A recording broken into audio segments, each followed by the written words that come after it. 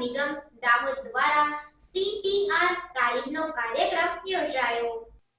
તારીખ 6 ફેબ્રુઆરી 2024 ને મંગળવારના રોજ 2 કલાકે ઝાયડસ હોસ્પિટલના સહયોગથી ઝાયડસ હોસ્પિટલ ખાતે આરટીઓની ઉપસ્થિતિમાં CPRની ટ્રેનિંગનો કાર્યક્રમ આયોજિત કરવામાં આવ્યો। ઝાયડસ હોસ્પિટલ ખાતે યોજવામાં આવેલ CPRની training Dahod traffic police, Dahod આરટીઓના અધિકારીઓ અને કર્મચારીઓને ઝાયડસ હોસ્પિટલના તબીબોએ CPRની ટ્રેનિંગ આપી હતી, જેમાં મોટી સંખ્યામાં આરટીઓ, દાહોદના અધિકારીઓ અને કર્મચારીઓ ઉપસ્થિત રહ્યા હતા અને CPRની ટ્રેનિંગ લીધી હતી। તમારા હોસ્પિટલમાં મેં એક બેનર પણ લગાડવા આવી છું, ગુડ સમેરિટનના રિલેટેડ બેનર છે। એક થોડી આની સ્કીમ વિશે સર 2 મિનિટ લઈ લો। સરકારે એક સ્કીમ એવી પાડી છે બહાર, ગુડ સમેરિટનની વ્યાખ્યા શું છે? તમારા ગોલ્ડન હવર જેવું કોઈ આવે છે સાહેબ? ગોલ્ડન હવર, અચ્છા, આ જ ગોલ્ડન હવર। અકસ્માત થયાના 1 કલાક 1 અવર એને ગોલ્ડન હવરની એક ડેફિનેશનમાં લીધું છે। એ ગોલ્ડન હવરના સમયગાળામાં કોઈ પણ વ્યક્તિ, ચાહે એના રિલેટિવ હોય, ચાહે ગવર્નમેન્ટ એમ્પ્લોય હોય, એ જો હોસ્પિટલમાં પહોંચાડશે તો એ ગુડ સમેરિટનની વ્યાખ્યામાં આવી જશે।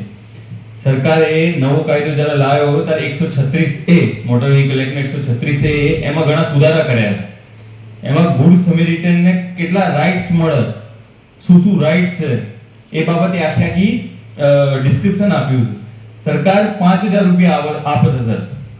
એસપી સાહેબ, હું, તમારા CDHO સાહેબ હશે, માનનીય જિલ્લા કલેક્ટર સાહેબ, બસ આ 4 અમે સભ્ય છીએ ટીમના, સાહેબ અધ્યક્ષ છે।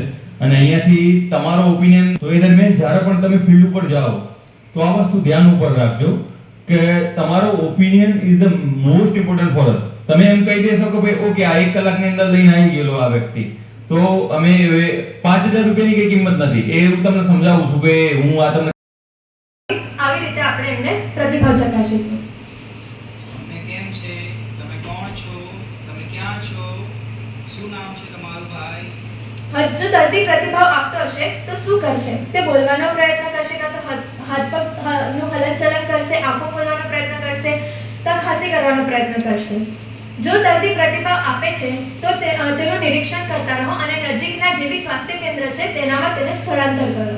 જો દર્દી પ્રતિભાવ આપતો નથી તો તે તમારે શું કરવાનું છે? તો સૌથી પહેલા મદદ માટે હાકલ કરો અને 108 માટે સ્થાનિક ઇમરજન્સી નંબરને ફોન કરો।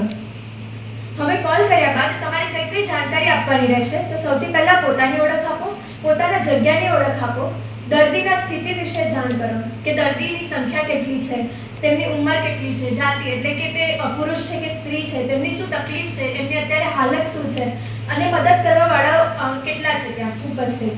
આ બધી સૂચના આપ્યા બાદ તમને થોડીક સૂચનાઓ 108 વાળા આપશે જેને તમે અનુસરવાનું છે।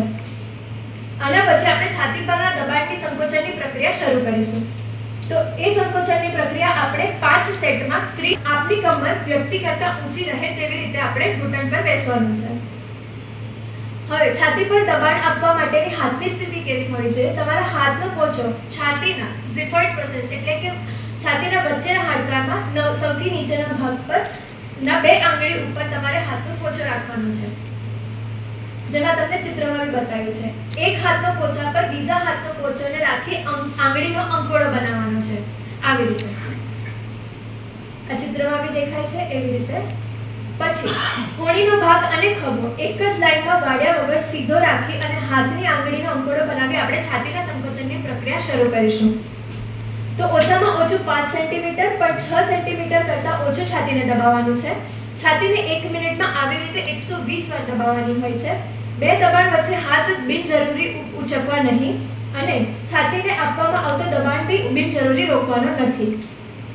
હવે અસરકારક ચેસ્ટ કમ્પ્રેશન આપણે કોને કહીએ? તો એક સેટમાં 30 આપણે છાતીને